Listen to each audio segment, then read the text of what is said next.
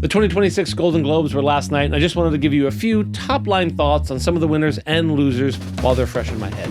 Hey, I'm Mike. I studied film, I work in TV, and if you love movies as much as I do, hit that subscribe button and get notified when new content's posted.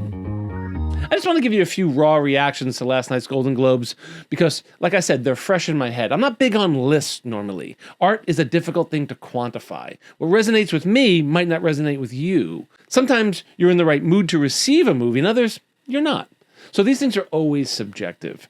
I've said it before and I'll say it again, 2025 was a banner year for original film, and most of the categories were absolutely stacked. But top line, Sinners got robbed. Losing to Hamnet is, well, tough.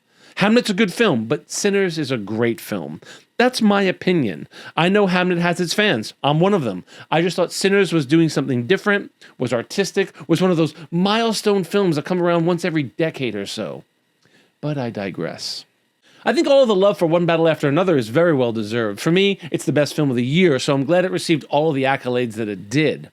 One Battle took home Best Screenplay, Best Director for Paul Thomas Anderson, and Best Motion Picture, Comedy, or Musical. Okay, I guess it's funny.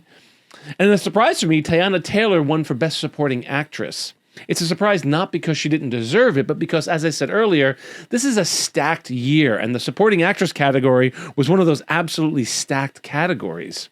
Amy Madigan was amazing as Aunt Gladys in Weapons, and like I said in my review for Sentimental Value, Inga Lilias was brilliant as the lead Nora's sister. Really liked that movie. But I'm glad Teyana got it. Happy to see that. Speaking of Sentimental Value, I thought the Best Male Supporting Actor should have gone to Benicio del Toro. I mean, Stellan Skarsgård, Benicio del Toro, there really isn't a loser here. They're both fantastic actors. But I did think Stellan Skarsgård's speech was right on. He talked about seeing cinema in cinemas, and I hope the folks at Netflix who are buying Warner Brothers were listening.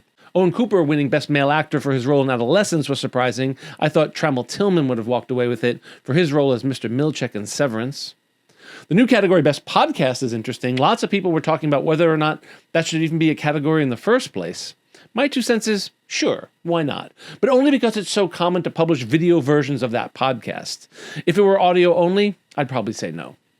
I was really pulling for Nick Cave to win Best Original Song for Train Dreams. I'm just a fan of Nick Cave, but I get the appeal of K-pop Demon Hunters. Rose Byrne winning Best Female in a Musical or Comedy is strange for a few reasons. If I Had Legs, I'd Kick You isn't a musical or a comedy. I saw a screening of If I Had Legs, I'd Kick You that was attended by writer-director Mary Bronstein and Rose Byrne. They did a little Q&A after. I went with the specific intention of making a video on it, but I didn't. The film, the character, none of it really resonated with me, so I held off. I always say I'm not going to blabber on to you guys with nothing to say. It wasn't bad, it just didn't connect with me. I'm happy to be wrong on that one. Okay, now we get into the meat and potatoes. Timothée Chalamet beating out Leonardo DiCaprio was a tough one for me. Marty Spring was good, but I thoroughly enjoyed Leo's performance in One Battle After Another. Like I said in my review of that film, I'm a dad, Leo played a dad, I just connected with it. Another strange category for me was Box Office and Cinematic Achievement. It was first introduced in 2023, and I've always had a hard time with it.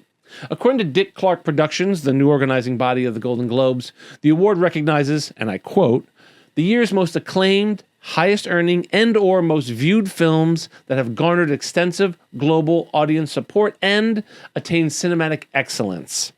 Sinners took that one home, and I'm glad to see Sinners win for something. Best female performance in a movie has to be Jessie Buckley. I said it in my review for Hamnet, give her all the awards now. I suggested in that video that she get the American League MVP and the Stanley Cup. That's how good her performance was in Hamnet. Speaking of that, did you guys catch the UFC security guards who came out just before the guys from Heated Rivalry? I guess I shouldn't be surprised that the presenters are promoting something. I just thought that was a naked cash grab. I could have done without that. I was psyched to hear Julia Roberts call out Ava Victor for her film Sorry Baby. If you haven't seen it, go check out my review of Sorry Baby.